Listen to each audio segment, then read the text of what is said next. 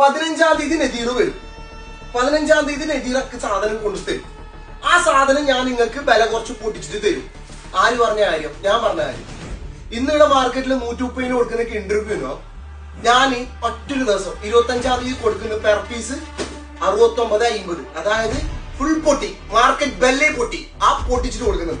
Kinder card 69.50, പിന്നെ locker 69.50. അത് മാത്രമല്ല, ഇവിടെ വന്നിട്ട് എന്ത് സാധനം എടുക്കുന്നത് അതിന് ഓരോ സാധനത്തിനും പെർസെന്റേജ് വെച്ചിട്ടായിട്ട് ചവിട്ടി കൊടുക്കുന്നത്. എൻജോയ്.